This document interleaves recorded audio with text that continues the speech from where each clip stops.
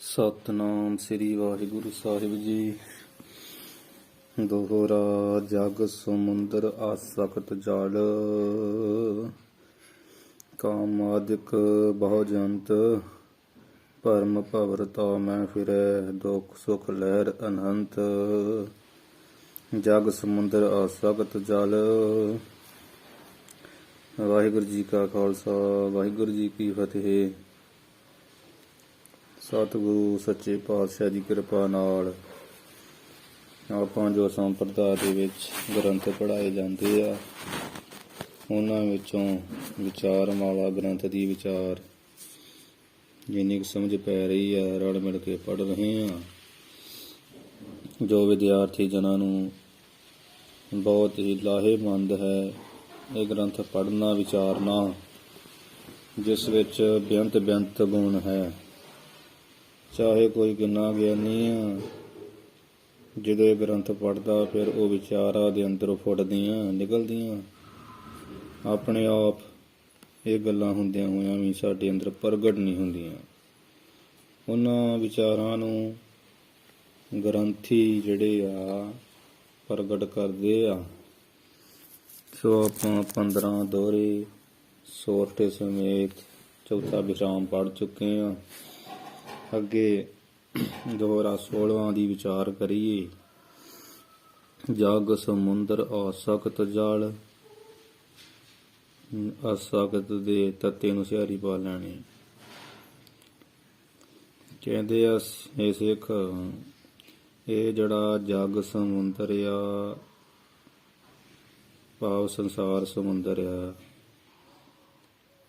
ਇਸ ਸੰਸਾਰ ਇਹ ਜਗ ਜਿਹੜਾ ਸਮੁੰਦਰ ਦੀ ਨਿਆਈ ਆ, ਜਿਹਦੇ ਵਿੱਚ ਆਸਕਤ ਕਹੀਏ, ਮੋਹ ਦਾ ਜਲ ਕਹੀਏ, ਪਾਣੀ ਭਰਿਆ ਹੋਇਆ। ਜਿਵੇਂ ਸਮੁੰਦਰ ਵਿੱਚ ਬਹੁਤ ਸਾਰੇ ਜਲ ਜੰਤੂ ਹੁੰਦੇ ਹਨ, ਗੁਰੂ ਜੀ ਇਹਦੇ ਵਿੱਚ ਕਿਹੜੇ ਜੀਵ ਜੰਤੂ ਆ ਅੱਗੋਂ ਦੱਸਦੇ ਹਨ। ਕਾਮ ਆਦਿਕ ਬਹੁ ਜੰਤ। ਇਹ ਸਿੱਖ, ਇਹਦੇ ਵਿੱਚ ਕਾਮ ਆਦਿ ਤੋਂ ਲੈਣਾ ਕ੍ਰੋਧ, ਲੋਭ, ਮੋਹ, ਹੰਕਾਰ, ਤ੍ਰਿਸ਼ਨਾ, ਹੰਸ ਹੇਤ, ਲੋਭ ਕੁਬ, ਚਾਰੀ ਨਦੀਆਂ, ਅੱਗ, ਇਹ ਸਾਰਾ ਜਿਹੜਾ ਨਾ ਭਰਿਆ ਪਿਆ, ਇਹ ਵਿਕਾਰਾਂ ਰੂਪੀ ਬਹੁਤ ਜੰਤ, ਬੇਅੰਤੀ ਜੰਤ ਕਹੀਏ ਜੀਵ ਹਨ ਇਹਦੇ ਵਿੱਚ। ਇਹ ਸਮੁੰਦਰ 'ਚ, ਸੰਸਾਰ ਸਮੁੰਦਰ 'ਚ ਕਾਮ, ਕ੍ਰੋਧ, ਲੋਭ, ਮੋਹ, ਹੰਕਾਰ, ਮਗਰ ਮੱਛ, ਵੱਡੇ ਵੱਡੇ ਮੱਛ, ਇਹ ਜੀਵ ਨੂੰ ਖਾਣ ਰੂਪੀ ਬੈਠੇ ਹੋਏ ਆ, ਜਿਹੜੇ ਬੰਦੇ ਨੂੰ ਛੱਡਦੇ ਨਹੀਂ ਆ। ਭਰਮ ਭਵਰਤਾ ਮੈਂ ਫਿਰੈ। ਇਸ ਤਾਂ ਮੈਂ ਕਹੀਏ, ਇਸ ਤਾਂ ਮੈਂ ਕਹੀਏ, ਇਸ ਜਾਂ ਤਿਸ ਜਾਂ ਉਸ, ਤਿਸ ਸੰਸਾਰ ਸਮੁੰਦਰ ਦੇ ਮੈਂ ਕਹੀਏ ਵਿੱਚ, ਭਰਮ ਰੂਪੀ ਭਵਰ ਕਹੀਏ ਘੁੰਮਣ ਘੇਰੀ ਜਿਹੜੀ ਭਵਾਂਟਣੀ ਆ, ਉਹ ਫਿਰੈ, ਉਹ ਫਿਰ ਰਹੀ, ਘੁੰਮ ਰਹੀ। ਜਿਵੇਂ ਡੂੰਘੇ ਥਾਂ ਤੇ ਭਵਾਂਟ ਨਹੀਂ ਹੁੰਦੀ ਨਾ, ਇੱਕ ਥਾਂ ਘੁੰਮੀ ਜਾਂਦੀ ਆ ਜਿੱਥੇ ਡੂੰਘ ਜਾ ਹੋਵੇ। ਇਸੇ ਪ੍ਰਕਾਰ ਇਹ ਸੰਸਾਰ ਸਮੁੰਦਰ ਦੇ ਵਿੱਚ ਭਰਮ ਰੂਪੀ ਜਿਹੜੀ ਘੁੰਮਣ ਘੇਰੀ ਆ, ਭਵਰ ਕਹੀਏ ਘੁੰਮਣ ਘੇਰੀ ਭਵਾਂਟਣੀ ਫਿਰ ਰਹੀ। ਤੇ ਗੁਰੂ ਜੀ ਫਿਰ ਲਹਿਰਾਂ ਕਿਹੜੀਆਂ ਚ ਦੱਸਦੇ ਆ। ਦੁੱਖ ਸੁਖ ਲਹਿਰ ਅਨੰਤ। ਇਹ ਸਿੱਖ, ਇਹ ਜਿਹੜਾ ਦੱਸਿਆ ਤੈਨੂੰ ਵੀ ਮੋਹ ਰੂਪੀ ਇਹਦੇ ਵਿੱਚ ਜਲ ਆ, ਮੋਹ ਰੂਪੀ ਜਲ ਦੇ ਜਲ ਆ। ਤੇ ਜਿਹੜਾ ਦੁੱਖ ਹੈ ਸੰਸਾਰ ਵਿੱਚ ਰਹਿੰਦਿਆਂ, ਕਦੀ ਸੁੱਖ ਆ ਗਿਆ, ਇਹ ਦੁੱਖ ਸੁੱਖ ਰੂਪੀ ਅਨੰਤ ਕਹੀਏ, ਅੰਧ ਤੋਂ ਰਹਿਤ ਭਾਵ ਬੇਅੰਤੀ ਲਹਿਰ ਤਰੰਗਾਂ ਉੱਠ ਰਹੀਆਂ ਹਨ।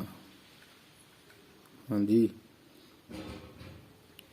ਭਰਮ ਭਵਰ ਤਾਂ ਮੈਂ ਫਿਰੇ। ਏਦਾਂ ਵੀ ਅਰਥ ਹੋ ਜਾਂਦਾ ਵੀ ਭਰਮਾਂ ਰੂਪੀ ਭੰਵਰ ਗਈਏ ਜਿਹੜੀਆਂ ਘੁੰਮਣ ਘੇਰੀਆਂ ਹਨ ਇਸ ਸੰਸਾਰ ਸਮੁੰਦਰ ਵਿੱਚ, ਮੋਹ ਰੂਪੀ ਜਾਲ ਆ, ਦੁੱਖ ਸੁੱਖ ਰੂਪੀ ਅਨੰਤ ਬੇਅੰਤੀ ਲਹਿਰਾਂ, ਤੇ ਤਾਂ ਮੈਂ ਫਿਰ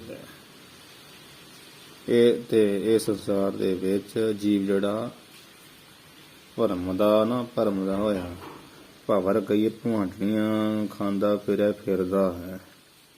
ਤੁਰੇ ਫਿਰਦੇ ਜੀਵ ਭਰਮ ਵਿੱਚ ਪਏ ਹੋਏ, ਭਵਾਂਟਣੀਆਂ ਖਾਂਦੇ ਉੱਥੇ ਗੇੜੀਆਂ ਕੱਢੀ ਜਾਂਦੇ, ਭਰਮੀ ਪਿਆ ਹੋਇਆ ਆ ਮੇਰੇ ਆ ਤੇ ਮੇਰਿਆਂ ਕਰਕੇ ਕਦੀ ਦੁੱਖ ਆ, ਮੇਰਿਆਂ ਕਰਕੇ ਕਦੀ ਸੁੱਖ ਆ। ਇਸ ਤਰ੍ਹਾਂ ਦੀ ਹਾਲਤ ਹੋ ਰਹੀ ਹੈ। ਦੋਹਰਾ ਚਿੰਤਾ ਬੜਵਾ ਅਗਨ ਜਿਹ,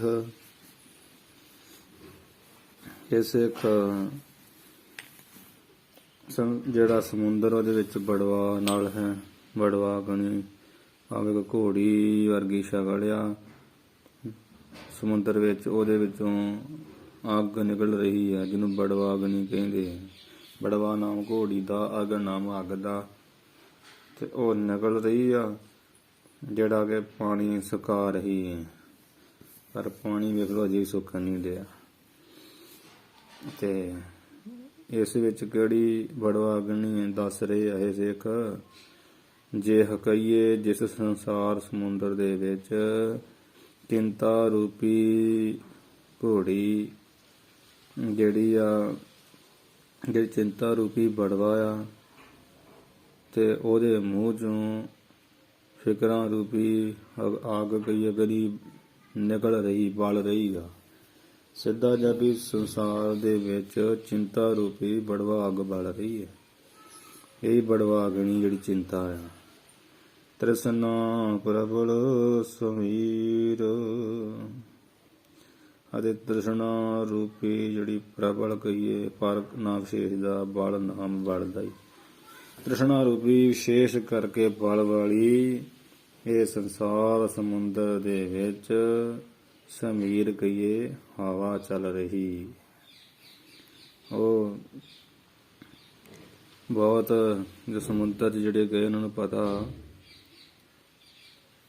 ਉੱਥੇ ਬੜੀ ਜਿਹੜਾ ਰਾਫ ਚੜ੍ਹਦਾ, 10-10 ਮੀਟਰ ਲਹਿਰਾਂ ਉੱਠਦੀਆਂ। ਮੱਤ ਢੋਣੀ ਵਿੱਚ ਰਹੇ, 3-3 ਮਹੀਨੇ ਉੱਥੇ ਰਹਿੰਦੇ ਰਹੇ। ONGC ਕਾਰਜ ਜਦੋਂ ਕਰਦੇ ਰਹੇ ਸੀ, ਤੇ ਉਹ ਜਿਹਨੂੰ ਅਫਸ਼ੋਰ ਕਿਹਾ ਜਾਂਦਾ, ਉੱਥੇ ਰਹੇ ਆ। ਤੇ 3 ਮਹੀਨੇ ਬਾਅਦ ਬਾਹਰ ਮੁੰਬਈ ਸ਼ਹਿਰ 'ਚ ਆਏ ਹਾਂ। ਮੁੰਬਈ ਹਾਈ ਤੇ ਕੰਮ ਕਰਦੇ ਸਨ, ਨੀਲਮ ਪਲੇਟਫਾਰਮ ਸੀ, ਹੈਲੀਕਾਪਟਰ ਤੇ ਆਉਣਾ ਜਾਣਾ। ਜਦੋਂ ਉੱਥੇ ਗਏ ਆ ਤੇ ਉੱਥੇ ਰਹੇ ਸੀ। ਫਿਰ ਸਮੁੰਦਰ ਦਿਹਾੜੀ ਵਿੱਚ 24 ਘੰਟੇ 'ਚ 2 ਵਾਰੀ ਚੜ੍ਹਦਾ ਲੱਥਦਾ, 12 ਘੰਟਿਆਂ ਬਾਅਦ ਚੜ੍ਹਦਾ, 12 ਘੰਟਿਆਂ ਬਾਅਦ ਉਹ ਚੜ੍ਹ ਕੇ 2 ਘੰਟੇ ਫਿਰ ਸ਼ਾਂਤ ਹੋ ਜਾਂਦਾ, ਫਿਰ 12 ਘੰਟਿਆਂ ਬਾਅਦ। ਸਮਾਂ ਬਦਲਦਾ ਰਹਿੰਦਾ ਤਕਰੀਬਨ, ਕਦੀ ਸ਼ਾਮੀ, ਕਦੀ ਦੁਪਹਿਰੇ, ਕਦੀ ਰਾਤ ਨੂੰ, ਕਦੀ ਤੜਕੇ, ਤੇ ਰਫ ਆਉਂਦਾ ਬਹੁਤ ਤੇਜ਼। ਉੱਥੇ ਅਨਾਉਂਸ ਕੀਤਾ ਜਾਂਦਾ ਹੁੰਦਾ ਸੀ ਵੀ ਧਿਆਨ ਨਾਲ ਹੁਣ ਸੀੜੀਆਂ ਚੜ੍ਹਨੀਆਂ, ਰਫ ਬਹੁਤ ਆਉਣ ਡਿਆ, ਕੋਈ ਡਿੱਗ ਨਾ ਪਵੇ ਪਲੇਟਫਾਰਮ ਤੋਂ ਥੱਲੇ। ਉਹ ਜਿਹੜੇ ਵੋਟ ਜਿਹੇ ਹੁੰਦੇ ਚੱਲਦੇ, ਜਾਂ ਵੱਡੇ ਸ਼ਿਪ, ਉਹ ਵੀ ਹਿੱਲ ਜਾਂਦੇ ਜਦੋਂ ਰਫ ਚੜ੍ਹਦਾ।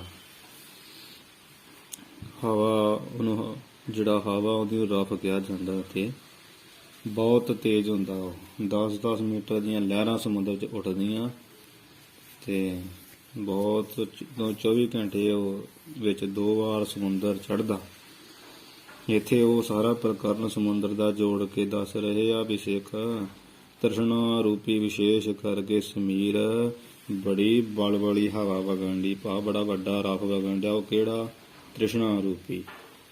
ਜੇ ਜਹਾਜ਼ ਯਾ ਮੈਂ ਪਰਿਓ, ਐਸੇ ਸੰਸਾਰ ਸਮੁੰਦਰ ਦੇ ਵਿੱਚ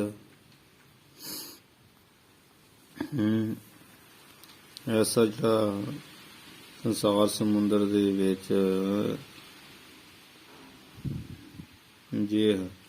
ਜਿਸ ਦਾ ਬੁੱਧ ਰੂਪੀ ਜਹਾਜ਼ ਐਸੇ ਸਮੁੰਦਰ ਵਿੱਚ, ਭਾਵ ਸੰਸਾਰ ਸਮੁੰਦਰ ਦੇ ਵਿੱਚ ਜਹਾਜ਼, ਜਿਸ ਦਾ ਜਹਾਜ਼ ਉਹ ਕਿਹੜਾ? ਬੁੱਧ ਰੂਪੀ ਜਹਾਜ਼ ਪਰਿਓ ਪੈ ਗਿਆ। ਤੇ ਕਿਮ ਧੀਰ ਸਰੀਰ, ਇੱਥੇ ਤੇਹ ਦੇ ਤੱਤੇ ਨੂੰ ਵੀ ਸਿਆਰੀ, ਹਾਹੇ ਨੂੰ ਵੀ ਸਿਆਰੀ। ਕਿਮ ਪਾਠ ਦੇ ਕਾਕੇ ਨੂੰ ਵੀ ਸਿਆਰੀ, ਮਮੇ ਨੂੰ ਵੀ ਸਿਆਰੀ ਆ ਪੁਰਾਤਨ ਖਰੜਿਆਂ ਵਿੱਚ। ਤੇਹ ਕਿਮ ਧੀਰ ਸਰੀਰ। ਤਿਸ ਤੇਹ ਕਹੀਏ ਤਿਸ ਦਾ ਜਿਹੜਾ ਸਰੀਰ ਆ। ਕਿਮ ਕਿਮ ਕਹੀਏ ਕਿਸ ਤਰ੍ਹਾਂ ਜਾਂ ਕਿਸ ਪ੍ਰਕਾਰ ਧੀਰ ਧੀਰਜਤਾ ਨੂੰ, ਹੌਂਸਲੇ ਨੂੰ ਪ੍ਰਾਪਤ ਹੋ ਸਕਦਾ। ਭਾਵ ਜਿੱਥੇ ਸੰਸਾਰ ਸਮੁੰਦਰ ਦੀ ਲਪੇਟ ਵਿੱਚ ਆ ਗਿਆ ਮਨੁੱਖ, ਤੇ ਉਦੋਂ ਧੀਰਜ ਕਿੱਥੋਂ ਹੋ ਸਕਦੀ। ਹੁਣ ਜਿਵੇਂ ਹੁਣੇ ਦੱਸ ਰਹੇ ਸਾਂ ਵੀ ਬੜੀ ਤੇਜ਼ ਜਿਹੜੀ ਆ ਹਵਾ ਆਉਂਦੀ ਆ ਤੇ ਉਹ ਸਮੁੰਦਰੀ ਜਹਾਜ਼ ਹਿਲਾ ਕੇ ਰੱਖ ਦਿੰਦੀ। ਪ੍ਰਤੱਖ ਸਮੁੰਦਰ ਦੀ ਲਪੇਟ ਵਿੱਚ ਆਇਆ ਮਨੁੱਖ ਬਚ ਨਹੀਂ ਸਕਦਾ, ਤਿਵੇਂ ਸੰਸਾਰ ਰੂਪੀ ਸਮੁੰਦਰ ਦੀ ਲਪੇਟ ਵਿੱਚ ਆਇਆ ਮਨੁੱਖ ਵੀ ਬਚ ਨਹੀਂ ਸਕਦਾ। ਜਿਹਦਾ ਬੁੱਧੀ ਰੂਪੀ ਜਹਾਜ਼ ਪੈ ਗਿਆ ਨਾ, ਇਹ ਭਾਵ ਫਸ ਗਿਆ ਸੰਸਾਰ ਸਮੁੰਦਰ ਵਿੱਚ। ਜਿਹਦੀ ਬੁੱਧੀ ਸੰਸਾਰ ਦੇ ਨਿਰਣੇ ਕਰਨ ਲੱਗ ਪਈ, ਆਤਮ ਸ਼ੈਣੀ ਬੁੱਧ ਨਾ ਰਹਿ ਗਈ, ਉਸ ਨੂੰ ਕਿਸ ਤਰ੍ਹਾਂ ਧੀਰਜ ਹੋ ਸਕਦੀ। ਉਹਦੇ ਸਰੀਰ ਨੂੰ ਕਦੀ ਨਹੀਂ ਹੋ ਸਕਦੀ, ਹੋਣੀ ਨਹੀਂ।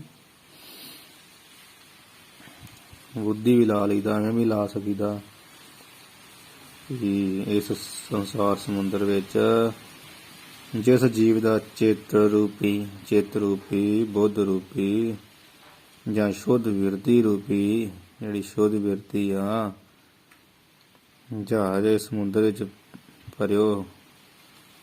ਪੈ ਗਿਆ ਜਾਂ ਪਾਇਆ ਪਿਆ ਹੋਇਆ, ਤੇ ਤੇਹ ਕਿਮ ਧੀਰ ਸਰੀਰ। ਉਸ ਦੇ ਤੇਹ ਨਾਮ ਉਸ ਦੇ ਜਿਹੜਾ ਸੂਖਮ ਸਰੀਰ ਆ। ਸੂਖਮ ਸਰੀਰ ਤੋਂ ਅਥਵਾ ਲੈਣਾ ਮਨ ਨੂੰ ਹੀ। ਇਹ ਮਨ ਨੂੰ ਕਿਵੇਂ ਧੀਰਜ ਹੋ ਸਕਦੀ। ਸੂਖਮ ਸਰੀਰ ਦਾ ਨਾਮ ਮਨ ਦਾ ਹੀ ਹੁੰਦਾ, ਕਿਉਂਕਿ ਸੂਖਮ ਸਰੀਰ ਵਿੱਚ ਹੀ ਮਨ ਚਿੰਨ੍ਹ ਹੁੰਦਾ ਨਾ। ਉਹਦੇ ਮਨ ਨੂੰ ਕਿਵੇਂ ਧੀਰਜ ਹੋ ਸਕਦੀ, ਭਾਵ ਨਹੀਂ ਹੋ ਸਕਦੀ। ਸੂਖਮ ਸਰੀਰ ਚ ਆਉਂਦੇ ਨਾ ਮਨ, ਬੁੱਧ, ਪੰਜ ਪ੍ਰਾਣ, ਪੰਜ ਗਿਆਨ ਇੰਦਰੀ, ਪੰਜ ਕਰਮ ਇੰਦਰੀ, ਤਾਂ ਮਨ ਨੂੰ ਹੀ ਲਿਆ ਜਾਂਦਾ। ਕਿਸੇ ਵੇਲੇ ਤਨ ਦਾ ਅਰਥ ਵੀ ਕਿਸੇ ਵੇਲੇ ਸੂਖਮ ਸਰੀਰ ਲਾ ਲੈਂਦੇ, ਉੱਥੋਂ ਹੀ ਮਨ ਲੈ ਲਿਆ ਜਾਂਦਾ ਅਰਥ ਵਾਸਤੇ। ਹਾਂਜੀ, ਦੋਹਰਾ ਇਹਦੇ ਪਾਠ ਤੁਹਾਨੂੰ ਦੱਸਿਆ ਪਿਛੇ। ਤੱਤੇ ਨੂੰ ਸਿਆਰੀ, ਹਾਹੇ ਨੂੰ ਸਿਆਰੀ ਤੇਹ ਦੇ, ਤੇ ਕਿਮ ਦੇ ਕੱਕੇ ਨੂੰ ਸਿਆਰੀ, ਮਮੇ ਨੂੰ ਸਿਆਰੀ। ਬਾਕੀ ਸਭ ਠੀਕ ਹੈ। ਦੋਹਰਾ ਆਪਣੋ ਚਿੱਤ ਦੁਰਾਸ ਭਇਓ। ਦੁਰਾਸ ਦੇ ਦੱਦੇ ਨੂੰ ਔਂਕੜ ਲਾ ਲੈਣਾ। ਇਹ ਸਿੱਖ ਜਿਸ ਦਾ ਆਪਣਾ ਚਿੱਤ ਦੁਰਾਸ ਕਹੀਏ ਖੋਟਾ, ਦੋ ਨਾਮ ਖੋਟੇ ਦਾ, ਰਸ ਨਾਮ ਰਸਤਾ ਹੀ, ਖੋਟੀ ਰਾਸ ਵਾਲਾ, ਖੋਟੀ ਪੂੰਜੀ ਵਾਲਾ ਭਇਓ ਹੋਇਆ ਹੋਵੇ। ਪਰ ਅਵਗੁਣ ਦਰਸੰਤ, ਉਸ ਮਨੁੱਖ ਨੂੰ ਹੀ ਪਰ ਕਹੀਏ ਪਰਾਇਆਂ ਦੇ, ਪਰ ਕਹੀਏ ਦੂਜਿਆਂ ਦੇ, ਜਿਹੜੇ ਅਵਗੁਣ ਆ ਨਾ, ਗੁਨਾਹ, ਦਰਸੰਤ, ਉਹ ਦਿਖਦੇ। ਠੀਕ ਆ ਜੀ। ਤੇ ਦੁਰ ਆਸ, ਕੰਨੇ ਐੜੇ ਅਦਾਰੇ ਵਿੱਚ ਐੜਾ ਨਿਕਲ ਜਾਣਾ ਤੇ ਬਣ ਜਾਣਾ ਆਸ। ਦੁਰ ਆਸ ਅਰਥ ਇਵੇਂ ਵੀ ਲੱਗ ਜਾਂਦਾ, ਆਪ ਨੂੰ ਚਿੱਤ ਦੁਰਾਸ ਭਇਓ। ਦੁਰਾਸ ਦਾ ਸੰਧੀਕਰਨ ਕਰਕੇ ਨਾ, ਤੇ ਦੁਰ ਆਸ ਭਾਵ ਇਹ ਸਿੱਖ ਜਿਸ ਦਾ ਆਪਣਾ ਚਿੱਤ ਦੁਰ ਕਹੀਏ ਖੋਟੀ, ਆਸ ਕਹੀਏ ਆਸਾ ਵਾਲਾ ਹੋਇਆ। ਠੀਕ ਆ। ਜਾਂ ਦੁਰ ਨਾਮ ਕਠਨ ਦਾ ਵੀ ਹੁੰਦਾ, ਸਖਤ ਦਾ। ਜਿਸ ਦਾ ਆਪਣਾ ਦੁਰ ਨਾਮ ਇਹ ਸਿੱਖ ਜਿਸ ਦਾ ਆਪਣਾ ਚਿੱਤ ਕਠਨ ਦੁੱਖਾਂ ਦੀ ਆਸ ਨਾਮ ਚੱਕੀ ਦਾ ਹੁੰਦਾ। ਕਠਨ ਦੁੱਖਾਂ ਦੀ ਆਸ ਕਹੀਏ ਚੱਕੀ ਚ ਪੀਸ ਰਿਹਾ, ਭਾਵ ਜਿਹਦਾ ਦੁੱਖ ਆਪਣਾ ਚਿੱਤ ਦੁੱਖਾਂ ਦੀ ਚੱਕੀ ਵਿੱਚ ਪੀਸ ਰਿਹਾ, ਉਹ ਪਰਾਇਆਂ ਦੇ ਦੂਸਰਿਆਂ ਦੇ ਔਗੁਣਾਂ ਨੂੰ ਦਰਸੰਤ ਕਹੀਏ ਦੇਖਦਾ ਹੈ। ਪਰਾਏ ਦੇ ਉਹਦੀ ਇਹੋ ਜਿਹੀ ਹਾਲਤ ਹੋ ਜਾਂਦੀ, ਪਰਾਏ ਦੇ ਗੁਣ ਵੀ ਉਹਨੂੰ ਔਗੁਣ ਹੀ ਦਿਸਦੇ ਆ। ਜੋ ਮਰਜ਼ੀ ਕਰੀ ਜਾਓ, ਕਹਿੰਦਾ ਮੈਂ ਨਹੀਂ ਮੰਨਦਾ। ਇਹ ਠੀਕ ਕਹਿੰਦਾ ਉਹ, ਨਹੀਂ ਨਹੀਂ ਮੈਂ ਇਹਨੂੰ ਮੰਨਦਾ ਹੀ ਨਹੀਂ। ਠੀਕ ਕਵੇ ਮਾੜਾ ਕਵੇ, ਮੇਰੇ ਮਨ ਹੀ ਨਹੀਂ ਉਹਦੇ ਮੰਨਦਾ। ਏਦਾਂ ਬੰਦਾ ਕਹਿ ਦਿੰਦਾ ਹੁੰਦਾ ਤੇ ਉਹ ਤਾਂ ਮਨ ਹੀ ਨਹੀਂ ਭੇਜਦਾ, ਫਿਰ ਉਹ ਵਿਚਾਰਾ ਮੰਨੇ ਵੀ ਕਿੱਥੋਂ, ਕਿਉਂਕਿ ਉਹਦਾ ਆਪਣਾ ਚਿੱਤ ਹੀ ਖੋਟੀ ਆਸਾ ਵਾਲਾ ਹੋਇਆ, ਖੋਟਾ ਹੋਇਆ ਪਿਆ, ਮੰਨੇ ਕਿੱਥੇ। ਦ੍ਰਿਸ਼ਟ ਦੋਖ ਤੇ ਪ੍ਰਗਟ ਜਿਉ ਦ੍ਰਿਸ਼ਟਾਂਤ ਵਿੱਚ ਕਥਨ ਕਰਦੇ ਆ ਕਿ ਜਿਵੇਂ ਕਿ ਦ੍ਰਿਸ਼ਟੀ ਜਿਉਂ ਕਿ ਜਿਵੇਂ ਦ੍ਰਿਸ਼ਟ ਦੋਖ, ਜਿਹੜੀ ਦ੍ਰਿਸ਼ਟੀ ਨਜ਼ਰ ਦੇ ਦੁੱਖ ਕਹੀਏ ਦੋਸ਼ ਕਰਕੇ, ਔਗੁਣ ਗੁਨਾਹ ਕਰਕੇ ਵੀ ਦ੍ਰਿਸ਼ਟੀ ਸਹੀ ਨਹੀਂ ਆ, ਨਜ਼ਰ 'ਚ ਫਰਕ ਆ, ਅੱਖਾਂ ਦੀ ਜੋਤ 'ਚ ਫਰਕ ਆ। ਉਹ ਨਜ਼ਰ ਦੇ ਦੋਸ਼ ਕਰਕੇ ਪ੍ਰਗਟ ਹੀ ਭਲਾ ਕੀ ਹੁੰਦਾ, ਤੇ ਦਾ ਅਰਥ ਇੱਥੇ ਕਰਕੇ ਆ ਵੀ ਜਿਵੇਂ ਦ੍ਰਿਸ਼ਟੀ ਦੋਖ, ਨਜ਼ਰ ਦੇ ਦੋਸ਼ ਗੁਨਾਹ ਕਰਕੇ, ਔਗੁਣ ਕਰਕੇ, ਤੇ ਦਾ ਅਰਥ ਕਰਕੇ ਪ੍ਰਗਟ ਹੀ ਪ੍ਰਤੱਖ ਹੀ। ਬੇਬ ਸਸ ਗਗਨ ਲਹੰਤ, ਜਿਹੜਾ ਗਗਨ ਕਹੀਏ ਆਕਾਸ਼ ਆ ਨਾ, ਉਹ ਆਕਾਸ਼ ਵਿੱਚ ਜਿਹੜੇ ਸਸ ਚੰਦਰਮਾ ਆ, ਉਹ ਬੇਬ ਕਹੀਏ ਦੋ ਲਹੰਤ, ਦੋ ਜਾਣਦਾ, ਉਹ ਲਹੰਤ ਕਹੀਏ ਜਾਣਦਾ ਜਾਂ ਲਖਦਾ, ਉਹ ਲਖਦਾ ਅਰਥ ਜਾਣਦਾ ਹੁੰਦਾ, ਲਹੰਤ ਕਹੀਏ ਪ੍ਰਾਪਤ ਕਰਦਾ, ਉਹਨੂੰ ਵਰਤੀਤ ਹੁੰਦਾ, ਉਹਨੂੰ ਜਿਹਦੀ ਦ੍ਰਿਸ਼ਟੀ ਦੇ ਦੋਸ਼ ਹੋਵੇ ਨਾ, ਜਾਂ ਦੀ ਮੌਤ ਆਈ ਹੋਵੇ। ਜਿਵੇਂ ਸ਼ਿਵ ਪੁਰਾਣ 'ਚ ਲਿਖਿਆ ਆ, ਮੌਤ ਦੇ ਚਿੰਨ੍ਹ, ਬੰਦੇ 'ਚ ਮੌਤ ਆਉਣ ਲੱਗੇ ਉਹਨੂੰ ਕਹਿੰਦੇ ਪਹਿਲਾਂ ਚੰਦਰਮਾ ਦੋ ਦਿਖਣ ਲੱਗ ਪੈਂਦੇ। ਇਹ ਕੀਮ ਲੋਕ ਦੱਸਦੇ ਹੁੰਦੇ ਸੀ, ਵੈਦ ਵੀ ਇਹਦੀ ਸੇਵਾ ਹੀ ਕਰ ਲਓ, ਹੁਣ ਨਹੀਂ ਇਹਨੇ ਬਚਣਾ, ਇਹਨੂੰ ਕਿਤੇ ਹੁੰਦੇ ਸਨ, ਜਾਂ ਨਬਜ ਗਾਂਹ ਪਛਾਂ ਹੁੰਦੀ।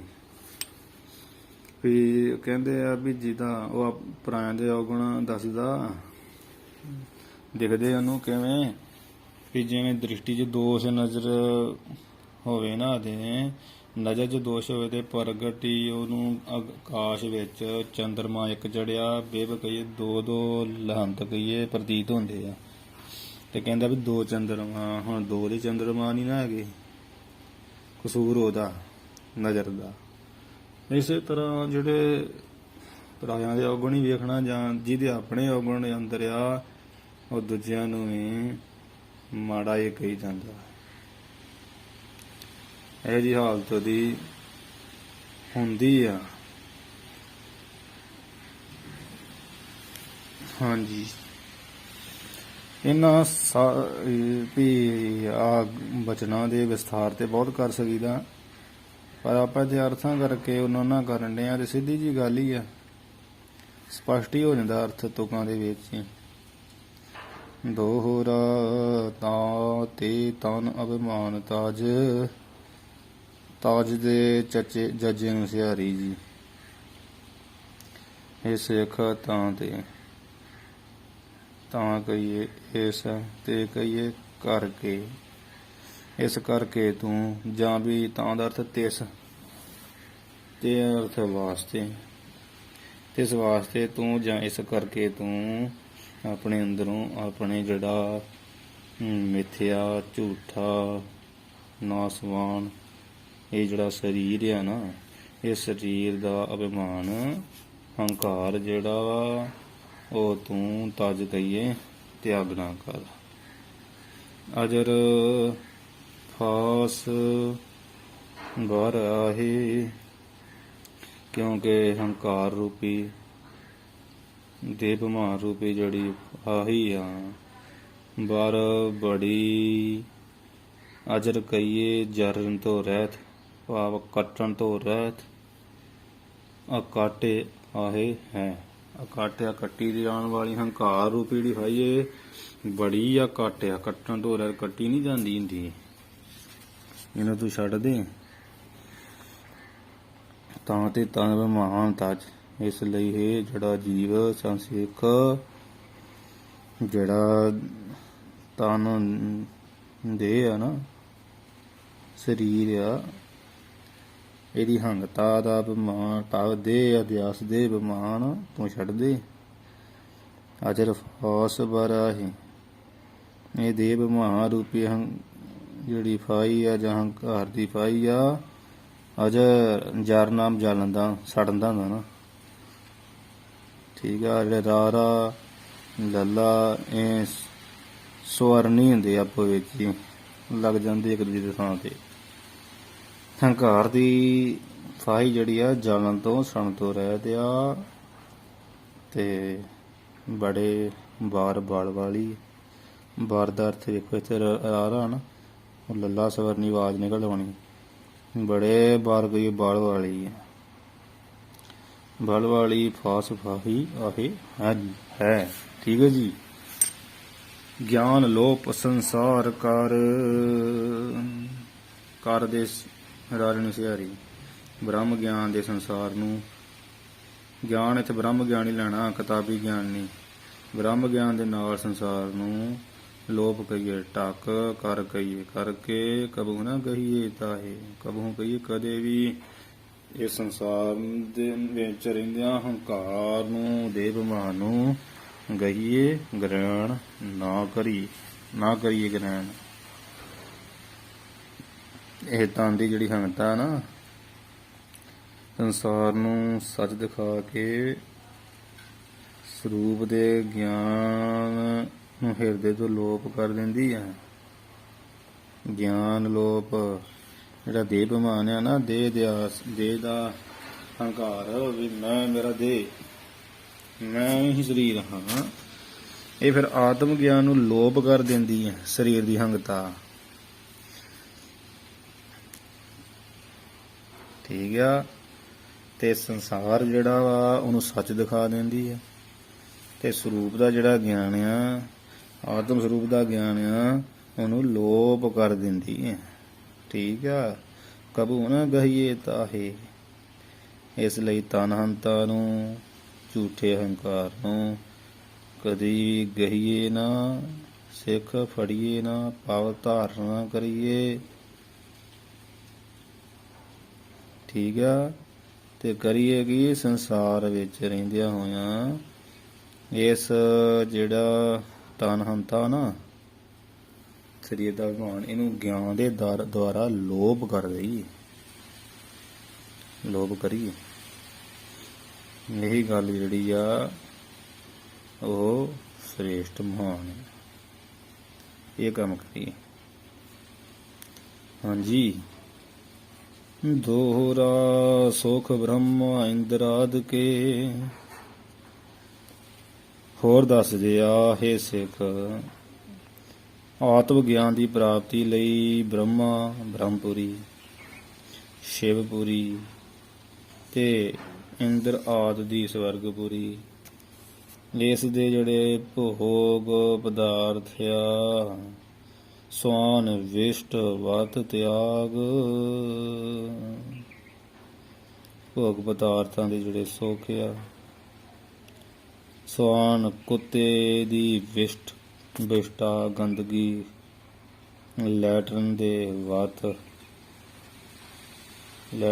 ਵਤ ਆ, ਭਾਵ ਉਹਦੇ ਵਾਂਗ ਗੰਦੇ ਆ, ਤੇ ਨਿਰਾਸਿਆ ਰਸ ਨਹੀਂ ਕੋਈ ਇਹਨਾਂ 'ਚ।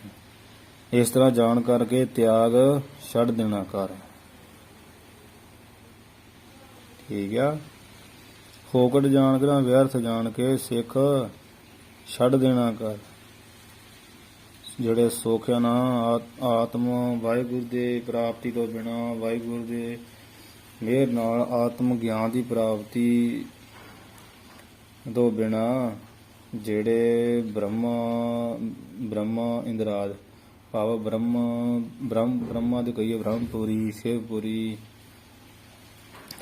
ਇਸ ਤਰ੍ਹਾਂ ਜਿਹੜੀ ਵਿਸ਼ਨੂਪੁਰੀ ਆ, ਇੰਦਰ ਦੇਵ ਦੀ ਪੁਰੀ, ਕੁਬੇਰ ਦੀ ਪੁਰੀ ਆਦਿ ਤੋਂ ਲੈਣਾ। ਕੁਬੇਰਪੁਰੀ, ਬ੍ਰਹਸਪਤੀਪੁਰੀ, ਦੇਵਤਿਆਂ ਦੀ ਪੁਰੀਆਂ ਜਾਂ ਇੰਦਰ ਤੋਂ ਲੈ ਕੇ ਸਵਰਗਪੁਰੀ ਦੇ ਸਾਰੇ ਜਿਹੜੇ ਭੋਗ ਆ, ਅਪਛਰਾਂ ਨਾਲ ਮੌਜ ਮਸਤੀਆਂ ਕਰਨੀਆਂ, ਉੱਥੋਂ ਦੇ ਗੰਧਰਵ ਰਾਗੀਆਂ ਦੇ ਕੀਰਤਨ ਸੁਣਨੇ। ਇਹ ਭੋਗ ਪਦਾਰਥਾਂ ਦੇ ਜਿਹੜੇ ਸੁੱਖ ਆ ਨਾ, ਸੁਹਾਨ ਵਿਸ਼ਟ ਵੱਤ ਕੁੱਤੇ ਦੀ ਵਿਸ਼ਟਾ ਵੱਤ ਵਾਂਗ ਜਾਣ ਕੇ, ਸਿੱਖ ਬੇਰਸ ਜਾਣ ਕੇ, ਵਿਅਰਥ ਜਾਣ ਕੇ, ਗੰਦੇ ਜਾਣ ਕੇ ਤਿਆਗ ਛੱਡ ਦੇਣਾ ਕਰ। ਠੀਕ ਹੈ ਜੀ। ਤੇ ਕਰ ਕੀ ਨਾਮ ਮਾਤਰ ਸੁਖ ਅਵਨ ਕੇ। ਇਹ ਫਿਰ ਜੋ ਇਸ ਅਵਨ ਕੇ, ਅਵਨ ਨਾਮ ਪ੍ਰਿਥਵੀ ਦਾ ਕੇ ਨਾਮ ਦੇਗਾ। ਫਿਰ ਜੋ ਇਸ ਪ੍ਰਿਥਵੀ ਦੇ ਨਾਮ ਮਾਤਰ ਭਾਵ ਤੁੱਛ ਜੇ ਸੁਖ ਹਨ, ਨਾਮ ਮਾਤਰ ਹੀ। ਐਵੇਂ ਕੇਵਲ ਜਿਵੇਂ ਕਿਸੇ ਦਾ ਨਾਮ ਲੈ ਲਓ ਤੇ ਵੀ ਉਹ ਆ ਗਿਆ, ਬਸ ਆ ਗਿਆ। ਐਵੇਂ ਨਾਮ ਮਾਤਰ ਭਾਵ ਨਾਮ ਮਾਤਰ ਹੀ। ਆਪਾਂ ਕਹਿਣਾ ਵੀ ਫਲਾਣੇ ਨੂੰ ਸੁਣਿਆ ਹੀ, ਆਹੋ ਉਹਦੇ ਨਾ ਹੀ ਨਾ ਆ ਜੀ, ਪੱਲੇ ਤੇ ਕੱਖ ਨਹੀਂ ਉਹਦੇ, ਨਾਮ ਮਾਤਰ ਹੀ ਹੈ। ਇਸੇ ਤਰ੍ਹਾਂ ਕਹਿੰਦੇ ਸਿੱਖ ਪ੍ਰਿਥਵੀ ਦੇ ਜਿਹੜੇ ਸੁੱਖ ਹਨ, ਇਹ ਸਿਰਫ ਨਾਮ ਮਾਤਰ ਹੀ ਹੈ ਨਹੀਂ ਇਹਨਾਂ 'ਚ ਕੋਈ ਨਾ ਸੁੱਖ। ਸੁੱਖ ਨਾ ਹੀ ਹਰ ਭਗਤ ਬਿਨਾ। ਤੇ ਭੂਲ ਨਾ ਇਹ ਅਨੁਰਾਗ, ਭੂਲ ਦੇ ਲੱਲੇ ਨੂੰ ਸਿਆਰੀ ਪਾਲਣੀ। ਇਹ ਨਾਮ ਇਹਨਾਂ ਨਾਲ ਭੂਲ ਕਹੀਏ, ਭੁੱਲ ਕਰਕੇ ਵੀ ਅਨੁਰਾਗ ਪ੍ਰੇਮ ਨਾ ਕਰ, ਕਿਉਂਕਿ ਜਦੋਂ ਵੱਡੇ ਵੱਡੇ ਦੇਵਤਿਆਂ ਦੀਆਂ ਪੁਰੀਆਂ ਤੋਂ ਪੁਰੀਆਂ ਜਿਹੜੀਆਂ ਸਵਰਗਪੁਰੀਆਂ, ਬ੍ਰਹਮਾਪੁਰੀ, ਵਿਸ਼ਨੂਪੁਰੀਆਂ, ਜਦੋਂ ਭੋਗ ਨਿਕੰਮੇ ਤੇ ਤੁਛ ਹਨ, ਫਿਰ ਧਰਤੀ ਦੇ ਭੋਗ ਵਿੱਚ ਕਿਹੜਾ ਕੋਈ ਰਸ ਆ ਸੁੱਖ ਹੋਊਗਾ ਤੈਨੂੰ? ਸੰਸਾਰ ਦੇ ਭੋਗਾਂ ਵਿੱਚ ਤੇ ਫਿਰ ਸੁੱਖ ਨਹੀਂ ਨਾ ਹੈਗਾ। ਬ੍ਰਹਮਾਪੁਰੀ, ਸ਼ਿਵਜੀਪੁਰੀ, ਇੰਦਰਪੁਰੀ, ਵਿਸ਼ਨੂਪੁਰੀ ਦੇ ਜੇ ਉਹਨੂੰ ਵਿਸ਼ਟਾਵਤ ਜਾਣ ਕੇ ਤੂੰ ਤਿਆਗ ਦੇਣ ਲਈ ਤੈਨੂੰ ਕਿਹਾ, ਤੇ ਸਿੱਖ ਜਿਹੜੇ ਧਰਤੀ ਦੇ ਮਾਤ ਲੋਕ ਜੀਵਾਂ ਦੇ ਬਣਾਏ ਹੋਏ ਸੁੱਖ ਤੇ ਨਾਮ ਮਾਤਰਿਆ, ਭੂਲ ਨਾ ਇਹ ਅਨੁਰਾਗ। ਇਹਨਾਂ ਇਹ ਕਹੀਏ ਇਹਨਾਂ ਨਾਲ ਨਾ ਭੁੱਲ ਕੇ ਵੀ ਤੂੰ ਨਾ ਅਨੁਰਾਗ ਪ੍ਰੇਮ ਪ੍ਰੂਹ ਨਾ ਕਰ। ਹੈ ਨਹੀਂ ਕੋਈ ਸੁੱਖ ਪਰਮਾਤਮਾ ਤੋਂ ਨਾ ਵਿਛੜ, ਗੋਬਿੰਦ ਮਿਲਣ ਕੀ ਇਹ ਤੇਰੀ ਬਰੀਆ। ਜਨਮ ਪਾਏ ਕਛ ਭਲੋ ਨਾ ਕੀਨੋ, ਇੱਥੇ ਭਲਾ ਕਰ ਆਪਣਾ। ਭਜੋ ਗੋਬਿੰਦ ਭੂਲ ਮਤ ਜਾਹੋ, ਮਾਨਸ ਜਨਮ ਕਾ ਹੀ ਲਾਹੋ। ਇੱਥੇ ਆਪਣਾ ਭਲਾ ਕਰ ਰਹਿ ਕੇ, ਆਪਣਾ ਜ਼ਿੰਦਗੀ ਸਵਾਰ, ਜਨਮ ਸਵਾਰ, ਤਲਬ ਦੇਹ ਤਤਕਾਲ ਉਧਾਰੇ। ਸੰਤ ਉਧਾਰਤ ਕਰਦੇ ਦੇ, ਤੂੰ ਵੀ ਉਧਾਰ ਕਰ। ਸੰਸਾਰ ਸੁੱਖਾਂ ਵਿੱਚ ਪੈ ਕੇ ਲੋਕਾਂ ਨਾਲ ਧੋਖੇ ਧੜੀਆਂ, ਵੈਰ ਵਿਰੋਧ ਬਿਲਕੁਲ ਨਾ ਕਰ। ਆ ਜਿਵੇਂ ਸਰਕਾਰੀ ਮੁਲਾਜ਼ਮ ਜਿਹੜੇ ਨਾ, ਇਹਨਾਂ ਜਮਾਂ ਹੀ ਸ਼ਰਮ ਹੀ ਲਾ ਲਈ। ਇਹ ਸੰਸਾਰ ਦੇ ਸੁੱਖਾਂ ਨੂੰ ਮੰਨ ਕੇ ਨਾ ਵੱਡਾ ਕਿੰਨਿਆਂ ਦੇ ਨਾਲ ਧੋਖੇ ਧੜੀਆਂ ਕਰਦੇ ਆ। ਸੋ ਕੋਈ ਹਜ਼ਾਰਾਂ 'ਚ ਇੱਕ ਹੀ ਹੋਊਗਾ ਜਿਹੜਾ ਹੱਕ ਸੱਚ ਦੀ ਖਾਣ ਡਿਆ ਆਪਣੀ ਤਨਖਾਹ ਦੀ, ਨਹੀਂ ਤੇ ਜੇਤਾ ਖਾਏ ਸਭ ਹਰਾਮ ਹੀ ਖਾਣ ਡੇ। ਕੋਈ ਉਹਨਾਂ ਵਾਸਤੇ ਗਰੀਬ ਨਹੀਂ ਆ, ਕੋਈ ਤਗੜਾ ਨਹੀਂ ਆ, ਏਦਾਂ ਹੀ ਆ ਬਸ। ਚਲੋ ਵਿਚਾਰ ਪਾਪ ਪੂਰਾ ਪਾਪੀ ਕੋ ਪਿਆਰਾ, ਅਖੀਰੀ ਕੁੱਤੇ ਦੀ ਨਿਆਈ। ਮਰਨਾ ਪੈਂਦਾ, ਅੱਗਾ ਭਾਰੂ ਆਪਣਾ ਕਰ ਲਈਦਾ ਬੱਚਿਆਂ ਦੇ ਸੁੱਖਾਂ ਵਾਸਤੇ, ਪਰਿਵਾਰਾਂ ਦੇ ਸੁੱਖਾਂ ਵਾਸਤੇ। ਦੁੱਖ ਤੇ ਪਾਉਣਾ ਹੀ ਪੈਣਾ, ਜਿਹੋ ਜੀ ਕਰਾਂਗੇ ਉਹ ਜੀ ਭਰਾਂਗੇ, ਭਰਨਾ ਹੀ ਪੈਣਾ ਭਾਈ। ਜਦੋਂ ਆਪਾਂ ਕਿਸੇ ਨੂੰ ਦੁਖੀ ਕਰਕੇ ਸੁੱਖ ਲੈਣਾ, ਲੋਕਾਂ ਨੂੰ ਤੰਗ ਕਰ ਕਰਕੇ, ਆ ਸਰਕਾਰਾਂ ਦੇ ਹਾਲ ਹੋਇਆ ਨਾ, ਆ ਮੋਦੀ ਹੋਣਾ ਦਾ ਹੁਣ, ਇਹ ਦੁੱਖ ਪਾਉਣਗੇ ਵੀ ਬੇਅੰਤ। ਸਮੇਂ ਨਾਲ ਔਰੰਗਜ਼ੇਬ ਹੋਣੀ ਫੇਰ ਵੀ ਭਾਗਾਂ ਵਾਲੀ ਸਨ ਇਸ ਗੱਲੋਂ ਵੀ ਉਹਨਾਂ ਨੇ ਗੁਰੂਆਂ ਨਾਲ ਮੱਥਾ ਲਾਇਆ, ਪਰਮਾਤਮਾ ਦੇ ਨਾਲ ਮੱਥਾ ਲਾਇਆ ਉਹਨਾਂ ਨੇ। ਹੈ ਉਹ ਇਹ ਗੱਲੋਂ ਭਾਗਾਂ ਵਾਲੇ ਵੀ ਉਹਦੇ, ਉਹ ਕਹਿਣ ਦਾ ਮੇਰੇ ਮਤਲਬ ਇਹ ਨਹੀਂ ਹੈ ਵੀ ਉਹਨਾਂ ਭਾਗ ਮੱਥਾ ਲਾ ਤੇ ਤਾਂ ਭਾਗਾਂ ਵਾਲੇ ਆ, ਵੀ ਇੱਕ ਪਰਮਾਤਮਾ ਨਾਲ ਪ੍ਰਕਰਨ ਵੱਜਾ ਉਹਨਾਂ ਦਾ, ਵੀ ਉੱਧਰ ਸਤਿਗੁਰੂ ਪਰਮਾਤਮਾ, ਉੱਧਰ ਵੈਰੀ ਵੀ ਬੜੇ ਬੰਦਗੀ ਵਾਲੇ ਸਨ। ਹੁਣ ਤੇ ਕੁੱਕਰਾਂ ਕੁੱਤਿਆਂ ਦੀ ਨਿਆਈ ਇਕੱਠੇ ਹੋਏ ਆ ਤੇ ਪੱਲੇ ਕੱਖ ਨਹੀਂ ਹੈਗਾ। ਮੌਤ ਤੋਂ ਸਾਰੇ ਡਰਦੇ ਆ ਤੇ ਐਵੇਂ ਆਪਣੇ ਆਪ 'ਚ ਬਣੀ ਫਿਰਦੇ ਆ। ਤੇ ਹੁਣ ਤੇ ਪੰਥ ਨਾਲ ਮੱਥਾ ਲੱਗਣ ਡਿਆ, ਉਦੋਂ ਤੇ ਗੁਰੂ ਨਾਲ ਮੱਥਾ ਲਾਇਆ ਸੀ। ਇਹਨਾਂ ਨੇ ਘਾਟੇ 'ਚ ਹੀ ਜਾਣਾ, ਰਹਿਣਾ ਤੇ ਕੱਖ ਹੈ ਨਹੀਂ। ਮਹਾਰਾਜ ਖਾਲਸੇ ਪੰਥ ਦੀ ਚੜ੍ਹਦੀ ਕਲਾ ਹੀ ਕਰਨਗੇ। ਸੋ ਇਹਨਾਂ ਸੁੱਖਾਂ ਨੂੰ ਨਾਮ ਮਾਤਰ ਜਾਣ ਕੇ ਇਹਨਾਂ ਨਾਲ ਪ੍ਰੇਮ ਨਹੀਂ ਕਰਨਾ ਚਾਹੀਦਾ। ਇਹਨਾਂ ਨਾਲ ਪ੍ਰੇਮ ਕਰਨੇ ਕਰਕੇ ਆਪਾਂ ਪ੍ਰਪੰਚ, ਠੱਗੀਆਂ, ਧੋਖੇ ਧੜੀਆਂ, ਦੀਨ ਭੁਲਾਉਂਦੇ ਆਪਣਾ। ਇੱਥੇ ਸਿੱਖਿਆ ਉਹੀ ਮਿਲ ਰਹੀ। ਦੋਹਰਾ ਧਾਇਓ ਚਾਤਰਕ ਧੂਮ ਲਹੈ।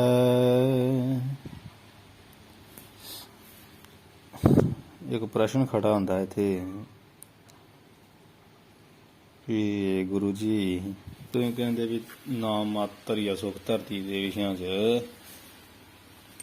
ਜੇਕਰ ਵਿਸ਼ਿਆਂ ਵਿੱਚ ਸੁੱਖ ਨਹੀਂ ਆ ਤਾਂ ਫਿਰ ਇਹਨਾਂ ਵਿਸ਼ਿਆਂ ਵਿੱਚ ਮਨੁੱਖਾਂ ਦੀ, ਬੰਦਿਆਂ ਦੀ, ਜੀਵਾਂ ਦੀ ਪ੍ਰਵਿਰਤੀ ਕਿਉਂ ਹੁੰਦੀ? ਕਿਉਂ ਇਹ ਧੜੇਬਾਜ਼ੀਆਂ, ਧੋਖੇਬਾਜ਼ੀਆਂ ਕਰਦੇ ਆ? ਇਹ ਸ਼ੰਕਾ ਦੀਰਘ ਵਿਚਾਰ, ਲੰਬੀ ਵਿਚਾਰ ਤੋਂ ਬਿਨਾਂ ਹੋਣ ਕਰਕੇ ਹੁੰਦੀ ਹੈ। ਜਿੰਨਾ ਚਿਰ ਬੰਦਾ ਲੰਬੀ ਸੋਚ ਪਰਮਾਰਥ ਦੀ ਨਹੀਂ ਨਾ ਸੋਚਦਾ, ਤਾਂ ਕਰਕੇ ਹੁੰਦੀ। ਉੱਤਰ 'ਚ ਦੱਸ ਰਹੇ ਆ ਗੁਰੂ ਜੀ, ਪ੍ਰਵਿਰਤੀ ਦੇ ਨਾਲ ਸੁੱਖ ਨਹੀਂ ਬਲਕਿ ਕਲੇਸ਼ ਹੁੰਦਾ। ਇਸ ਗੱਲ ਨੂੰ ਸਪਸ਼ਟ ਕਰਨ ਲਈ ਜਿਹੜਾ ਨਾ ਅੱਗੇ 3 ਦੋਹਰੇ ਆਉਣ ਲੱਗੇ, ਉਹਨਾਂ ਦੋਹਰਿਆਂ ਵਿੱਚ ਦ੍ਰਿਸ਼ਟਾਂਤ ਦੇ ਕੇ ਕਥਨ ਕਰਨਗੇ। ਜਿਹੜੇ ਗੁਰਮੁਖ ਹੁੰਦੇ ਆ, ਗੁਰਮੁਖ ਪਰ ਵਿਰਤ ਨਿਰਵਿਰਤ ਪਛਾਣ। ਗੁਰਮੁਖ ਗ੍ਰਹਿਣ ਕਰਨਾ, ਗੁਰਮੁਖ ਤਿਆਗਣਾ ਸਭ ਜਾਣਦੇ ਆ। ਅਸੀਂ ਮੂਰਖ ਜੀਵ ਬਸ ਗ੍ਰਹਿਣ ਕਰਨਾ ਤੇ ਜਾਣਦੇ, ਤਿਆਗਣਾ ਨਹੀਂ ਜਾਣਦੇ। ਜਿੱਥੇ ਜਾਂਦੇ ਆ ਦਲਦਲ 'ਚ ਫਸ ਜਾਂਦੇ ਆ। ਜਿਵੇਂ ਕੁੱਤਾ ਇੱਕ ਫੈਕਟਰੀ ਜੀ 'ਚ ਫਸ ਗਿਆ ਸੀ। ਉਹ ਕੋਈ ਐਸਾ ਹੀ ਕੋਲ ਜਿਹਾ ਸੀ, ਬੜੀ ਬੁਰੀ ਹਾਲਤ ਹੋਈ ਸੀ ਵਿਚਾਰੇ ਦੀ। ਸਾਡੀ ਉਹੀ ਹਾਲਤ ਆ ਕੂਕਰਾਂ ਦੀ ਨਹੀਂ, ਜਿੱਥੇ ਗਏ ਬਸ ਫਸ ਹੀ ਜਾਣਾ। ਤੇ ਜਿਹੜੀ ਪ੍ਰਸ਼ਨ ਆ ਵੀ ਜੇਕਰ ਵਿਸ਼ਿਆਂ ਵਿੱਚ ਸੁੱਖ ਨਹੀਂ ਆ, ਫਿਰ ਇਹਨਾਂ ਵਿਸ਼ਿਆਂ ਵਿੱਚ ਮਨੁੱਖਾਂ ਦੀ ਪ੍ਰਵਿਰਤੀ ਭਾਵ ਗ੍ਰਹਿਣਪੁਣਾ ਕਿਉਂ ਹੁੰਦਾ? ਉੱਤਰ ਵਿੱਚ ਕਹਿੰਦੇ ਆ ਵੀ ਇਹ ਸਿੱਖ, ਇਹ ਸ਼ੰਕਾ ਦੀਰਘ ਵਿਚਾਰ ਤੋਂ ਬਿਨਾਂ ਹੋਣ ਕਰਕੇ ਹੁੰਦੀ ਆ। ਪ੍ਰਵਿਰਤੀ ਦੇ ਨਾਲ ਕੋਈ ਸੁੱਖ ਨਹੀਂ ਹੁੰਦਾ। ਜਦੋਂ ਲੰਬੀ ਵਿਚਾਰ ਕਰੀਦੀ ਨਾ, ਉਦੋਂ ਸਮਝ ਆਉਂਦੀ ਆ ਵੀ ਪ੍ਰਵਿਰਤੀ ਦੇ ਨਾਲ ਸੁੱਖ ਨਹੀਂ ਆ, ਸਗੋਂ ਕਲੇਸ਼ ਨਹੀਂ ਹੁੰਦਾ। ਉਹ ਅਗਲਾ ਦੋਹਰਾ ਆਪਾਂ ਪੜ੍ਹ ਲਈਏ। ਇੱਕ ਦੋਹਰਾ ਧਾਇਓ ਚਾਤਰਕ ਧੂਮ ਲਹੈ। ਜਿਵੇਂ ਕੋਈ ਚਾਤਰਕ ਬਬੀਹਾ ਦੂਰ ਤੋਂ ਧੂਮ ਕਹੀਏ, ਧੂਏ ਦੇ ਬੱਦਲਾਂ ਨੂੰ ਆਇਆ, ਲਹਿ ਕਹੀਏ ਜਾਣ ਕੇ। ਸਵਾਂਤ ਬੂੰਦ ਕੋ ਮਾਨ, ਮਾਨ ਤੇ ਨੰਨੇ ਨੂੰ ਸਿਹਾਰੀ ਪਾ ਲੈਣੀ। ਜਾਣ ਕੇ ਵੀ ਇਹਦੇ ਵੀ ਤੂੰ ਹੈ ਧੂਏ ਦੇ ਬੱਦਲ ਆ। ਤੇ ਬਬੀਹਾ ਇਹ ਜਾਣ ਕੇ ਵੀ ਬੱਦਲ ਆ ਰਿਹਾ, ਤੇ ਉਹਦੇ ਵਿੱਚ ਆਪਣੀ ਜਿਹੜੀ ਨਾ ਬੁੱਧੀ ਵਿੱਚ ਮੇਘਾਂ ਦਾ, ਬੱਦਲਾਂ ਦਾ ਨਿਸ਼ਚਾ ਕਰਕੇ ਧਾਏ ਕਹੀਏ, ਧਾਇਓ ਦੌੜਦਾ ਹੈ। ਸ਼ਾਂਤ ਬੂੰਦ ਕੋ ਮਾਨ, ਆਪਣੀ ਪਿਆਸ ਬੁਝਾਉਣ ਲਈ ਜਿਹੜੀ ਸ਼ਾਂਤੀ ਬੂੰਦ ਆ। ਕੋ ਮਾਨ, ਕੋ ਦਾ ਅਰਥ ਨੂੰ ਮਾਨ ਕਹੀਏ, ਮਨ ਕਰ। ਆਪਣੀ ਪਿਆਸ ਬੁਝਾਉਣ ਵਾਲੀ ਜਿਹੜੀ ਸ਼ਾਂਤੀ ਬੂੰਦ ਆ, ਉਸ ਨੂੰ ਮਨ ਕਰਕੇ ਧੂਏ ਦੇ ਬੱਦਲਾਂ ਵਿੱਚ ਹੀ ਚਲਿਆ ਜਾਂਦਾ, ਤਾਂ ਕਿ ਮੇਰੀ ਪਿਆਸ ਮਿਟ ਜੇ। ਕਿਉਂਕਿ ਇਹਦੇ ਗਲੇ ਵਿੱਚ ਛੇਕ ਹੈ, ਸਿੱਧਾ ਪਾਣੀ ਜਰਾ ਪੀ ਨਹੀਂ ਸਕਦਾ। ਸਾਹ ਨੂੰ ਮੂੰਹ ਖੜਾ ਕਰਕੇ ਵਿਲਕਦਾ ਰਹਿੰਦਾ ਬਬੀਹਾ। ਉਹ ਜਦੋਂ ਬਾਰਿਸ਼ ਹੁੰਦੀ, ਇੱਕ ਸ਼ਾਂਤੀ ਬੂੰਦ ਆ ਜਿਹੜੀ ਕੁਝ ਥਾਵਾਂ 'ਤੇ ਡਿੱਗਦੀ ਤੇ ਰਤਨ ਪੈਦਾ ਕਰ ਦਿੰਦੀ ਆ। ਉਹ ਜਿਹੜਾ ਤਾਂ ਮੂੰਹ ਕਰਦਾ, ਸ਼ਾਂਤੀ ਬੂੰਦ ਇਹਦੇ ਗਲੇ ਵਿੱਚ ਡਿੱਗਦੀ ਆ, ਕੁਦਰਤੀ ਦੇ ਗਲ 'ਚ ਹੀ ਪੈਂਦੀ, ਤੇ ਜਿਸ ਕਰਕੇ ਦੀ ਸ਼ਾਂਤ ਹੋ ਜਾਂਦਾ, ਇਹਦੀ ਪਿਆਸ ਬੁੱਝ ਜਾਂਦੀ। ਤੇ ਹੁਣ ਜਿਹਨੂੰ ਚਾਰੇ ਨੂੰ ਪਿਆਸ ਲੱਗੀ, ਉਹਨੂੰ ਤੇ ਭਰਨ ਪੈਣਾ ਹੀ ਪੈਣਾ। ਧਾਇਓ ਚਾਤਰਕ ਧੂਮ ਲਹਿ, ਕੇ, ਜਿਵੇਂ ਚਾਤਰਿਕ ਬਬੀਹਾ ਧੂਏ ਨੂੰ ਲਹਿ ਦੇਖ ਕੇ ਜਾਂ ਜਾਣ ਕੇ ਤੇ ਉਹਨਾਂ ਧੂਏ ਦੇ ਬਦਲਾਂ ਵਿੱਚ ਭੁਲੇਖੇ ਨਾਲ ਹੀ ਧਾਇਓ ਦੌੜ ਜਾਂਦਾ। ਸਵਾਂਤ ਬੂੰਦ ਕੋ ਮਾਨ, ਕਿ ਸਵਾਂਤੀ ਬੂੰਦ ਆ ਮੈਨੂੰ ਪ੍ਰਾਪਤ ਹੋ, ਇਹ ਮੰਨ ਕੇ ਦੌੜਦਾ ਭਾਵ ਉੱਡ ਜਾਂਦਾ ਪਿਆਸ ਬੁਝਾਉਣ ਲਈ। ਮੂਰਖ ਪਰਿਓ ਵਿਚਾਰ ਬਿਨ, ਪਰ ਉਹ ਮੂਰਖ ਬੇਸਮਝ ਬਬੀਹਾ ਪਿਆਸ ਦਾ ਹਲਕਾਇਆ ਬਦਲਾਂ ਦੀ ਸਹੀ ਵਿਚਾਰ ਤੋਂ ਬਿਨਾ ਹੀ, ਬਿਨ ਦੇ ਨਨੇ ਨੂੰ ਔਂਕੜ ਪਾ ਲੈਣਾ ਜੀ। ਬਦਲਾਂ ਦੀ ਵਿਚਾਰ ਤੋਂ ਬਿਨ ਬਗੈਰ ਧੂਏ ਦੇ ਵਿੱਚ ਪਰਿਓ ਪ੍ਰਵੇਸ਼ ਹੋ ਗਿਆ। ਭਾਈ ਦਰਗਨ ਕੀ ਹਾਨ,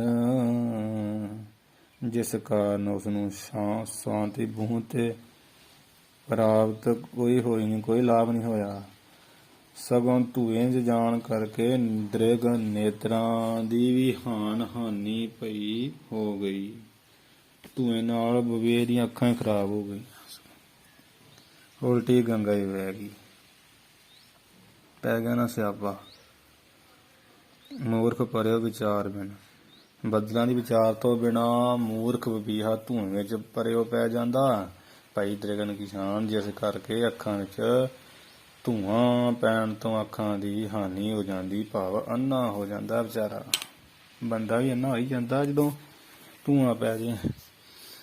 ਇਸੇ ਪ੍ਰਕਾਰ ਹੀ ਇਹਦਾ ਇੱਕ ਭਾਵੀ ਅਰਥ ਵੀ ਲਾਇਆ ਜਾਂਦਾ ਵਿਦਵਾਨਾਂ। ਇਹਦਾ ਭਾਵੀ ਅਰਥ ਇਹ ਬਣਦਾ, ਧਾਇਓ ਚਾਤਰਿਕ ਧੂਮ ਲਹਿ। ਜਿਵੇਂ ਉੱਪਰ ਅਰਥ ਕੀਤਾ ਏਦਾਂ ਵੀ ਜਿਵੇਂ ਉਹ ਬਬੀਹ ਦੀ ਗੱਲ, ਬਸ ਤਿਵੇਂ ਹੀ ਜੀਵ ਰੂਪੀ ਕੀਆ ਬਬੀਹਾ, ਬਬੀਹੇ ਨੂੰ ਖੰਭ ਹੁੰਦੇ ਆ ਤੇ ਜੀਵ ਰੂਪੀ ਬਬੀਹਾ ਦੇ ਵਿਦ ਤੇ ਨਖੇਦ ਕਰਮ, ਜਿਹੜੇ ਵਿਧੀ ਹੁੰਦੇ ਜਿਹੜੇ ਸ਼ਾਸਤਰਾਂ ਵਿੱਚ ਕਹੇ ਕੰਮ ਆ ਉਹ ਕਰਨੇ, ਨਖੇਦ ਕਰਮ ਉਹ ਜਿਹੜੇ ਸ਼ਾਸਤਰਾਂ ਨੇ ਕਿਹਾ ਨਹੀਂ ਕਰਨੇ, ਸ਼ਰਾਬ ਦਾਰੂ ਆਦਿਕ ਉਲਟੇ ਕੰਮ ਨਹੀਂ ਕਰਨੇ ਤੇ ਪਰ ਉਹ ਕਰਨੇ, ਉਹਨੂੰ ਨਖੇਦ ਕਰਮ ਕਿਹਾ ਹੁੰਦਾ। ਸ਼ਾਸਤਰਾਂ ਦੇ ਉਲਟ ਜਿਹੜੇ ਕਰਮ ਆ ਉਹ ਨਖੇਦ, ਜਿਹੜੇ ਸ਼ਾਸਤਰਾਂ ਨੇ ਕਹੇ ਕਰਨ ਵਾਸਤੇ ਉਹ ਵਿਦ ਕਰਮ। ਠੀਕ ਹੈ ਜੀ। ਜੀਵ ਰੂਪੀ ਬਬੀਹਾ, ਵਿਦ ਨਖੇਦ, ਇਹ ਜਿਹੜੇ ਕਰਮਾਂ ਰੂਪੀ ਦੋ ਖਾਂਬ ਆ, ਇਹਨਾਂ ਵਿਧੀ ਭਾਵ ਚੰਗੇ ਮੰਦੇ ਕੰਮਾਂ ਰੂਪੀ ਖੰਭਾਂ ਨਾਲ ਉੱਡ ਕੇ ਤੇ ਸਵਾਂਤੀ ਉੱਡ ਕੇ ਤੇ ਸਵਾਂਤੀ ਬੂੰਦ ਕੋ ਮਾਨ, ਜਿਹੜੀ ਬ੍ਰਹਮਾਨੰਦ ਰੂਪੀ ਸਵਾਂਤੀ ਬੂੰਦ ਆ ਨਾ, ਬ੍ਰਹਮਾਨੰਦ ਰੂਪੀ ਸਵਾਂਤੀ ਬੂੰਦ, ਤੇ ਉਸ ਨੂੰ ਕੋ ਮਾਨ, ਉਸ ਸਵਾਂਤੀ ਬੂੰਦ ਬ੍ਰਹਮਾਨੰਦ ਰੂਪੀ ਬੂੰਦ ਸਵਾਂਤੀ ਨੂੰ ਇਹ ਕਿੱਥੇ ਮੰਨਦਾ? ਪਦਾਰਥਾਂ ਵਿੱਚ, ਵਿਸ਼ਿਆਂ ਵਿੱਚ, ਪਦਾਰਥਾਂ ਵਿਸ਼ਿਆਂ ਵਿੱਚ ਮੰਨ ਕੇ ਪਦਾਰਥਾਂ ਵਿਸ਼ਿਆਂ ਰੂਪੀ ਧੂਏ ਵਿੱਚ ਖਚਿਤ ਹੋਣ ਲਈ ਐਸੇ ਧੂਏ ਨੂੰ ਲਹਿ ਕਹੀਏ ਜਾਣ ਕੇ ਦੇਖ ਕੇ ਧਾਇਓ ਦੌੜ ਗਿਆ, ਉੱਡਦਾ ਉੱਡਦਾ ਪ੍ਰਵੇਸ਼ ਕਰ ਗਿਆ, ਜੀਵ ਜਾਂ ਕਰ ਜਾਂਦਾ, ਧਾਇਓ ਜਾਂਦਾ, ਦੌੜਿਆ ਜਾਂਦਾ। ਤੇ ਮੂਰਖ ਭਰਿਓ ਵਿਚਾਰ ਬਿਨ, ਜੀਵ ਰੂਪੀ ਬਬੀਹਾ ਵੇਖੋ ਕੀ ਹੋ ਗਿਆ। ਮੂਰਖ ਇਸ ਬਬੀਹਾ ਨਾ ਵੀ ਸਹੀ ਧੂਏ ਰੂਪ, ਜਿਹੜਾ ਧੂਏ ਆ ਨਾ ਪਦਾਰਥਾਂ ਰੂਪੀ ਧੂਆਂ ਸੀ, ਉਹਨੂੰ ਅਸਲੀ ਬੱਦਲ ਸਮਝ ਕੇ ਤੇ ਇਹ ਜੀਵ ਜਿਹੜਾ ਜੀਵ ਰੂਪੀ ਬਬੀਹਾ ਬਿਨਾਂ ਵਿਚਾਰ ਤੋਂ, ਸਹੀ ਵਿਚਾਰ ਤੋਂ, ਸਤ ਅਸਤ ਦੀ ਵਿਚਾਰ ਤੋਂ ਬਿਨਾਂ ਵਿਸ਼ਿਆਂ ਰੂਪੀ ਪਦਾਰਥਾਂ ਰੂਪੀ ਧੂਏ 'ਚ ਜਾ ਪਿਆ। ਭਾਈ ਦ੍ਰਿਗਨ ਕੀ ਹਾਨ, ਇਸ ਜੀਵ ਦੀ ਜਿਹੜੀ ਦ੍ਰਿਗ ਆ ਉਹ ਕਿਹੜੇ ਆ? ਮਨ ਤੇ ਬੁੱਧ। ਮਨ ਬੁੱਧ ਰੂਪੀ ਨੇਤਰਾਂ ਵਿੱਚੋਂ ਸ਼ੁਭ ਵਿਚਾਰ ਦੀ ਜਿਹੜੀ ਰੂਪੀ ਨਿਗਾਹ, ਮਨ ਬੁੱਧ ਰੂਪੀ ਨੇਤਰਿਆ, ਉਹ ਚ ਨਿਗਾਹ ਸ਼ੁਭ ਵਿਚਾਰ ਦੀ ਸੀ, ਉਹ ਵਿਚਾਰ ਸ਼ੁਭ ਵਿਚਾਰ ਰੂਪੀ ਨਿਗਾਹ ਦੀ ਹਾਨੀ ਹੋ ਗਈ, ਨੁਕਸਾਨ ਹੋ ਗਿਆ। ਠੀਕ ਹੈ ਜੀ, ਆਹ ਹਾਲਤ ਹੋ ਗਈ। ਜੀ ਰੂਪੀ ਪਪੀਹਾ ਸਤ ਸਤ ਦੀ ਵਿਚਾਰ ਤੋਂ ਬਿਨਾ ਇਹ ਪਦਾਰਥ ਰੂਪੀ ਧੂਏ 'ਚ ਚਲਾ ਗਿਆ, ਪ੍ਰਵੇਸ਼ ਕਰ ਗਿਆ ਵਿਸ਼ਿਆਂ ਰੂਪੀ ਧੂਏ 'ਚ, ਬੱਦਲਾਂ 'ਚ। ਤੇ ਮਨ ਬੁੱਧ ਰੂਪੀ ਨੇਤਰਾਂ ਵਿੱਚ ਜਿਹੜੀ ਸ਼ੁਭ ਵਿਚਾਰ ਦੀ ਨਿਗਾਹ ਸੀ ਨਾ, ਉਹ ਨਾਸ ਹੋ ਗਈ ਤੇ ਅੰਨਾ ਹੋ ਗਿਆ। ਇਸ ਪ੍ਰਕਾਰ ਇੱਕ ਹੀ ਦੋਹਰੇ ਆਪਾਂ ਕਰ ਲਏ ਆ। ਹੁਣ ਆਪਾਂ ਇੱਥੇ ਅਖੀਰਲੀਆਂ ਪੰਕਤੀਆਂ ਪੜ੍ਹ ਕੇ ਸਮਾਪਤੀ ਕਰੀਏ, ਬਾਕੀ ਆਪਾਂ ਕੱਲ ਵਿਚਾਰ ਕਰਾਂਗੇ। ਦੋਹਰਾ ਧਾਇਓ ਚਾਤਰਿਕ ਧੂਮ ਲਹੈ, ਸਵੰਤ ਬੂੰਦ ਕੋ ਮਾਨ, ਮੂਰਖ ਪਰਿਓ ਵਿਚਾਰ ਬਿਨ, ਕਹੀ ਦਿਰਗਨ ਕੀ ਹਾਨ। ਬਿਨ ਦੇ ਨੰਨੇ ਦੇ ਔਂਕੜ ਤੇ ਮਾਨ ਦੇ ਨੰਨੇ ਨੂੰ ਸਿਆਰੀ, ਸਵੰਤ ਬੂੰਦ ਕੋ ਮਾਨ, ਸਵਿਆਰੀ ਲਾ ਲੈਣੀ ਨੰਨੇ ਨੂੰ। ਵਾਹਿਗੁਰੂ ਜੀ ਕਾ ਖਾਲਸਾ, ਵਾਹਿਗੁਰੂ ਜੀ ਕੀ ਫਤਿਹ।